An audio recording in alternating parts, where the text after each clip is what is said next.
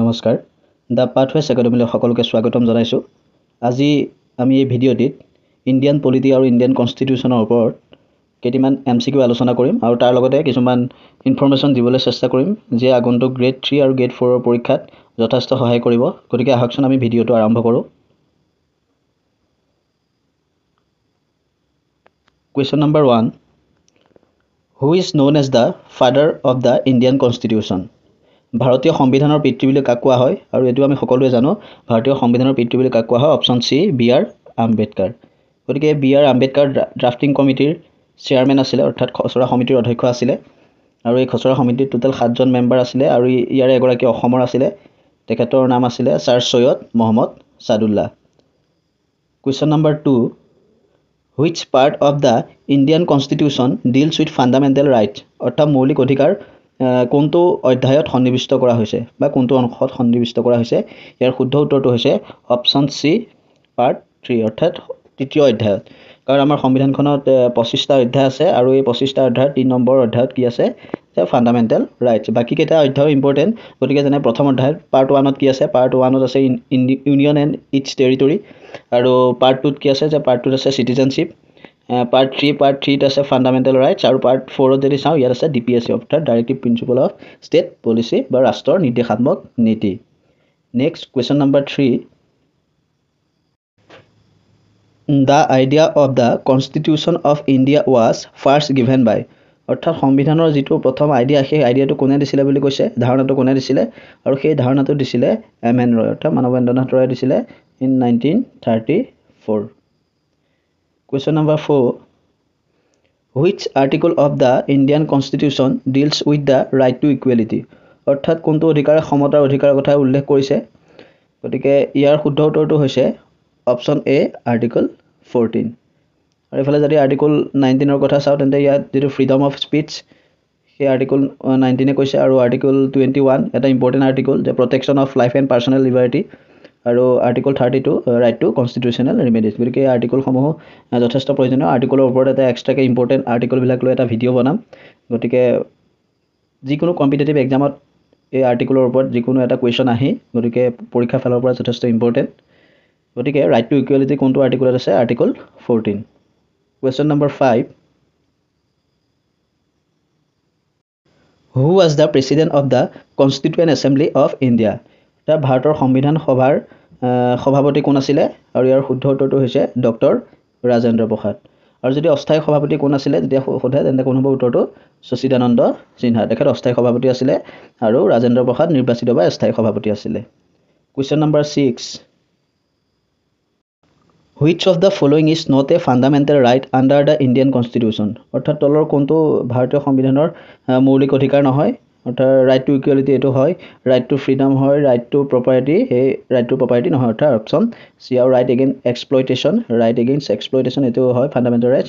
আৰু right to প্ৰপাৰ্টিটো এইটো আগতে আৰ্টিকল 31ত আছিলে আৰু এইটো ফাণ্ডামেণ্টেল ৰাইটছ আছিলে। কিন্তু যিটো 44 এমেণ্ডমেণ্ট 1978 হৈছিলে, ইয়াৰ জৰিয়তে ৰাইট টু প্ৰপাৰ্টি অৰ্থাৎ সম্পত্তিৰ অধিকাৰটো উঠাই দিয়া হ'ল। আৰু বৰ্তমান আৰ্টিকল 300A লিগেল ৰাইটছ হিচাপে ইয়াত উপভোগ কৰিব পৰা যায়। গতিকে ইয়াৰ অপশ্যনটো হ'ব ৰাইট টু প্ৰপাৰ্টি, কাৰণ এইটো বৰ্তমান মৌলিক অধিকাৰ নহয়। Next question number 7, the directive principle of state policy R included in which part of the Indian constitution? অৰ্থাৎ যাক আমি DPSP বা ৰাষ্ট্ৰৰ নিৰ্দেশাত্মক নীতি বুলি কয়, সেই নিৰ্দেশাত্মক নীতি সংবিধানৰ কোনটো অধ্যায়ত সন্নিৱিষ্ট কৰা হৈছে? আৰু ইয়াৰ শুদ্ধ উত্তৰটো হ'ব অপশ্যন বি, পাৰ্ট 4। কাৰণ পাৰ্ট 3ত আমি ইতিমধ্যে পাই আহিছোঁ। পাৰ্ট 3ত কি আছিলে? যে ফাণ্ডামেণ্টেল ৰাইটছ। আৰু 4ত কি আছে? DPSP আছে। আৰু যদি 5ত চাওঁ, তেন্তে ইয়াত আছে ইউনিয়ন গভৰ্ণমেণ্ট। আৰু পাৰ্ট 6ত আছে ষ্টেট গভৰ্ণমেণ্টৰ কথা উল্লেখ আছে। গতিকে সেইকাৰণে ইয়াৰ শুদ্ধ উত্তৰটো হ'ব অপশ্যন বি, পাৰ্ট 4। আৰু এই যিটো DPSP অৰ্থাৎ directive principle of state policy, এই ধাৰণাটো কোনখন সংবিধানৰ পৰা লোৱা হৈছিলে? আৰু ইয়াৰ উত্তৰটো হ'ব আইৰিছ কনষ্টিটিউশ্যন বা আয়াৰলেণ্ডৰ সংবিধানৰ পৰা নিৰ্দেশাত্মক নীতি লোৱা হৈছে। Next question number 8,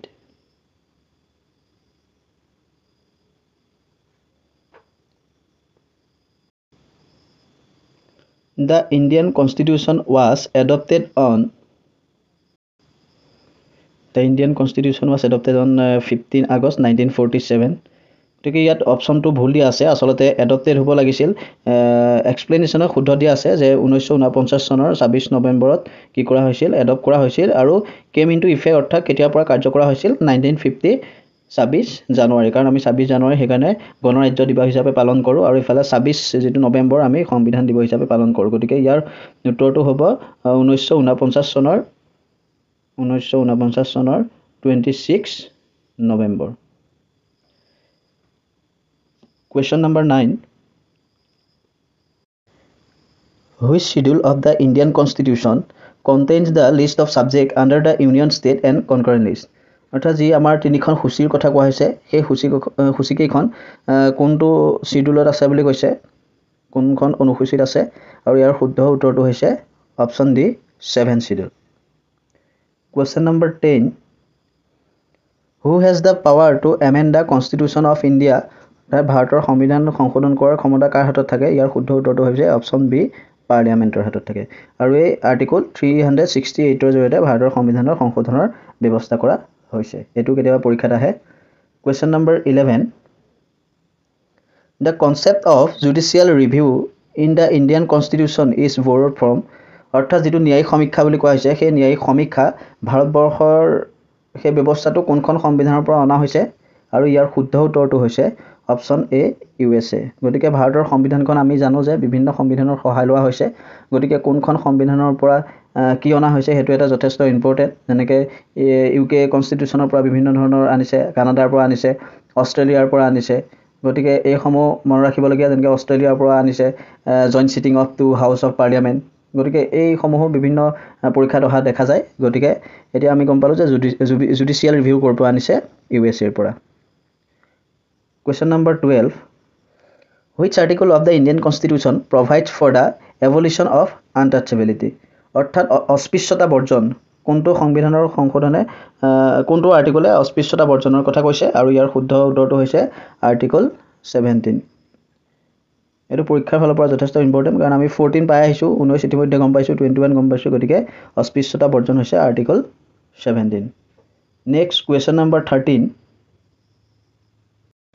The preamble of the Indian Constitution declares India to be a socialist, secular, democratic republic, sovereign, socialist, secular, democratic republic. আৰু ইয়াৰ শুদ্ধ অপশ্যনটো হ'ব অপশ্যন বি যে sovereign, socialist, secular, democratic republic অৰ্থাৎ ভাৰতবৰ্ষখনক এখন সাৰ্বভৌমত্ব সমাজবাদী ধৰ্মনিৰপেক্ষ গণতান্ত্ৰিক গণৰাজ্য হিচাপে গঢ় দিয়া হৈছে গতিকে সেইকাৰণে ইয়াৰ শুদ্ধ উত্তৰটো হ'ব option B Next question number 14. Which amendment act is known as the Mini Constitution Act of India? Mini Constitution বুলি কোনটো সংশোধনীক বুজোৱা হয় আৰু ইয়াৰ শুদ্ধ উত্তৰটো হৈছে অপশ্যন এ 42 অৰ্থাৎ 42nd amendmentত কোৱা হয় মিনি কনস্টিটিউশন বুলি কাৰণ বহুত কেইটা বিষয় ইয়াক সংশোধন কৰা হৈছিল আৰু কেতিয়া সংশোধন কৰিছিলে 1976 Next question number 15 আজিৰ ভিডিঅ'ৰ শেষৰটি প্ৰশ্ন Which part of the Indian Constitution deals with the Union Territories? আৰু ইয়াৰ শুদ্ধ উত্তৰটো হৈছে অপশ্যন সি অৰ্থাৎ 8 নম্বৰ অধ্যায় গতিকে আশা কৰোঁ ভিডিঅ'টি চাই ভাল পালে আৰু যদি ভাল পাইছে তেন্তে চেনেলটো সাবস্ক্ৰাইব কৰিব ধন্যবাদ